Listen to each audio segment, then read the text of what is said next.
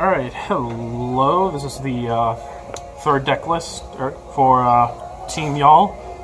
I went in with Divine Guardians and we got top 8. I haven't seen a lot of Guardians deck topping except for like one, and their deck list was completely different from mine, so let's just get started.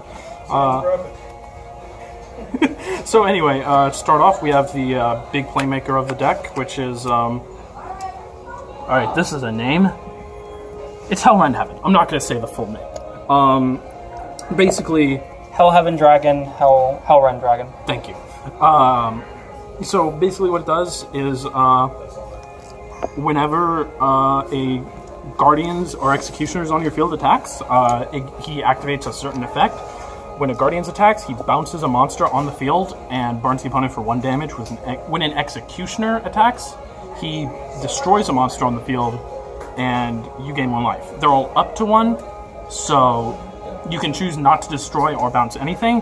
It's also on both sides of the field. So if for whatever reason you want to just protect a monster, you can bounce something of yours after it attacks. Really good board clear. Yeah. If they're not a really good Chaos player, this can destroy a Chaos deck. Now, if they are a really good Chaos player, you won't get the opportunity. And since he has both an Executioner and Guardians attribute, he will get both effects, as with any other dual attribute card in the deck, which there are a lot of. Next up is Giant Tanuki. I literally only went into this card once during the entire tournament because you're able to search out Hellrend Heaven so often. The reason I'm running 3 is it's a good card on its own. The number one reason I run him is because whenever another monster on your field attacks, you'll gain 1 gauge. So with 1 attack, he'll refund his cost. With every other attack, it's a plus from there.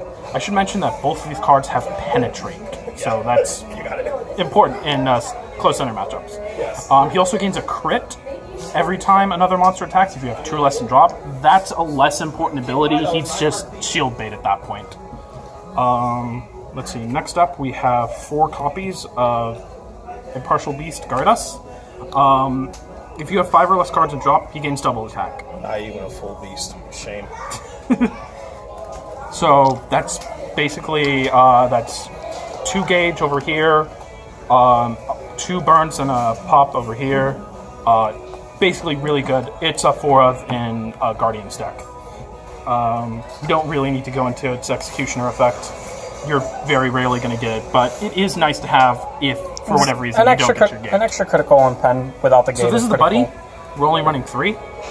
This is actually a free spot. You can put whatever monster you want in this position. I just really like this because I like Hero World, and there's no good dungeon monster for Guardians anymore since this replaces our only good dungeon monster. He draws you a card on entry. It's a named once per turn. I don't know why it is. Who knows? It's Bushiroad. It's Bushiroad. Let's see. Next up, we have 2 copies of Monochrome Dragon. I see you all go into this almost all the time. I actually never went into it during the tournament, but it's basically another body. And what it does when you have 5 or less cards in drop, all cards on your field are immune to effect destruction. And that's really good. But basically against Dark Dragon World, anything else that might pop your field, it's really, really good. Next up, we have 4 copies of Just Law. Just Law is at counter speed. If you have 5 or less cards in drop, you can pay a gauge to bounce a card on your field back to your hand. Basically, the main thing you're going to be doing is bouncing Hellrend Heaven back to your hand. So, because this is mainly going to be in the center, so you just pay 1 gauge, bounce it, and it just never dies. I mean, it will eventually die because you will eventually run out of gauge. So, yeah. So on to the size 3s. First up, we have Guru Bunbuku Series Mode. So, this is a card. His call cost is putting any number of cards from your hand into his soul. 0 is a number, so if you just need a body, he's just a 6/2 for free. But if he has 2 or more world names in his soul, he gains +3/+3 and +1 crit, as well as Penetrate. That's really good because he becomes a 9/3/9. And but more importantly, the second effect is the more important one. If he has 4 or more will names in his soul, he burns for 4 on attack. This steals games. It stole me a game during the tournament. Because with the fishing rod, he can gain double attack. So that's burning for 4 twice, and then 3 crit with a penetrate. That's freaking disgusting. That's 14 damage.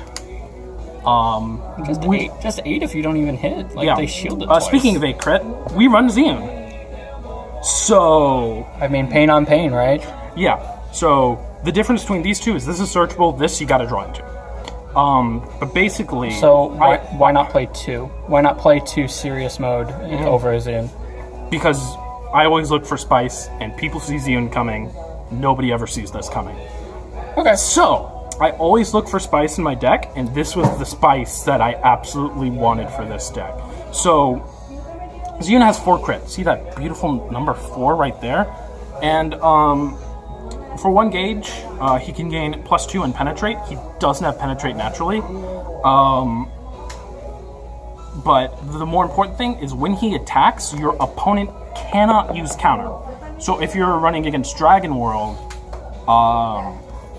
they can't shield. They can still Drago Trap, but you're betting on them not having Drago Trap. The important thing to note here is that the fishing rod, which I will be getting into right now, this gives any monster on the field double attack, depending on how many cards you have in your drop zone. 5 or less, you tap it, or 25 or more, you're hopefully never going to need the 25 or more, but it's there as like a safety net. So tap this, give them double attack. That's 8. If they don't have removal or something like Drago Trap, that's 8 damage. Anyway, so we're running the 4 fishing rods. You need to do that as often as possible. Yeah, you want this literally all the time. So, getting into the spells, we have 4 gates. If you're here, you know what gate already does, so not really going to get into it. Tuck 3, gain a life. Search a boy if you got nothing on drop and nothing on field. It's basically your bread and butter of the deck. Haven's Gift allows you to search any Guardian set spell or your item. So that's basically 8 copies of the set spell, 8 copies of the item. You're going to use it usually to search, but you can also use it to recover your drop zone if you have a set spell on the field. You can shuffle your drop zone into the deck, draw a card, and put this into the gauge. Really good. Definitely a 4 of. I'm going to go a little bit out of order to get to the next set spell, because I think this is equally important. All dragons go to Haven, except for Bots, who's going to Hell. It's at the beginning of your main phase, or at the beginning of your turn, you gain 1 life, and you can bounce up to 2 monsters from your field back to your hand. Basically, if your opponent's like, oh, if I keep 1 monster on the field, he won't be able to activate Gate's effect. That's not how it works anymore. But more importantly, the second effect is the more important effect.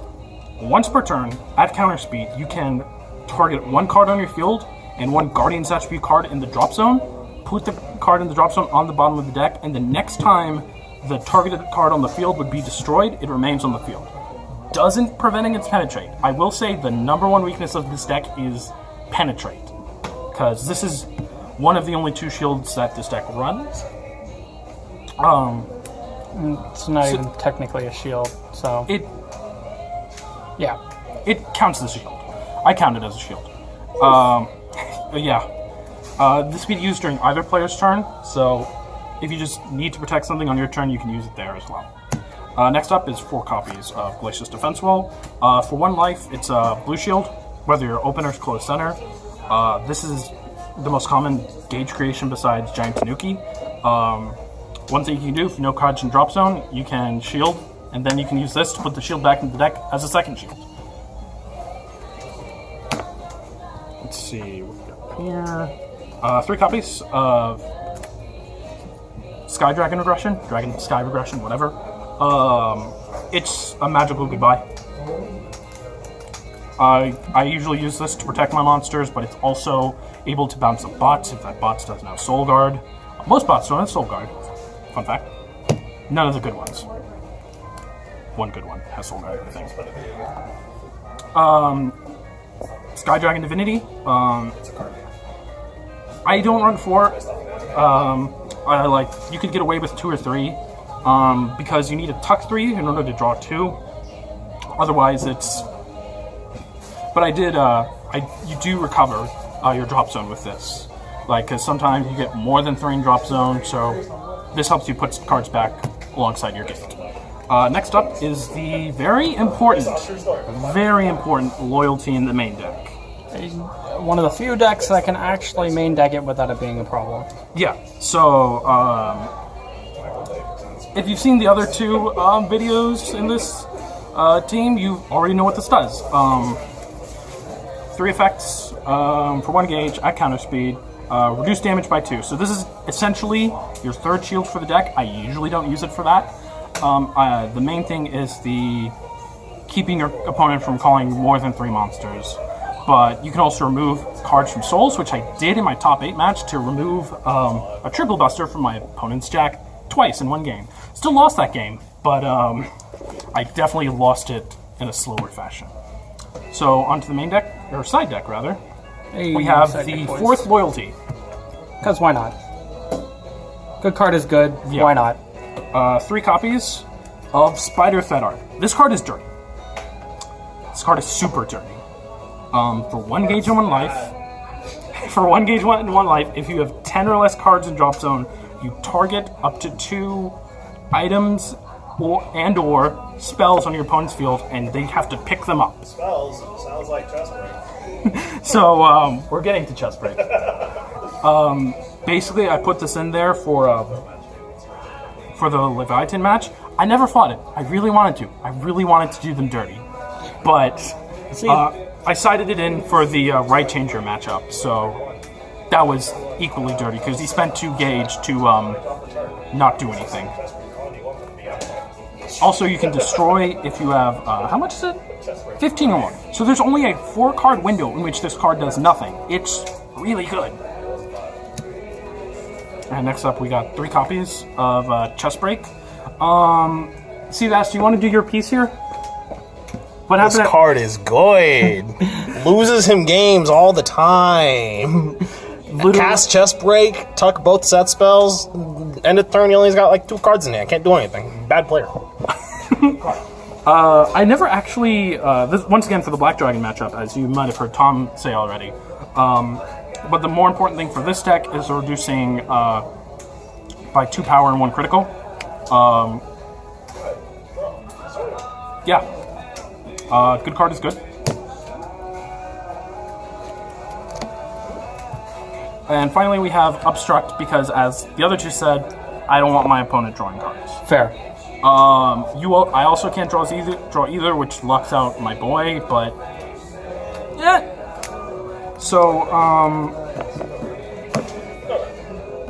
yeah, that's pretty much it. Don't forget to like, share, and subscribe, and hit me up on Facebook if you have any of these. I will take donations of these Kenny Omega banners. I don't play Dragonborn. It's a Dragonborn card, but I'll just take them. I'm not going to give you anything in return. I'll give you my address, and you just mail however many you have to me. I'll take 1. Be sure to put them in a top loader, but also if you don't, I understand, because the top loader has more value than this card. Hit me up on MySpace or Tumblr. Follow me on Twitter. He's also on Grubhub. Yeah. Follow me on Instagram. Just mail all of these to me. Like I said, you won't get anything in return. Maybe I'll handwrite you a thank you note. Maybe, if I feel like it. But, yeah. Send me our champion. He is the Bushiroad champion. Don't you ever forget that. Wrestling Alright. sucks. True. Alright, that's it.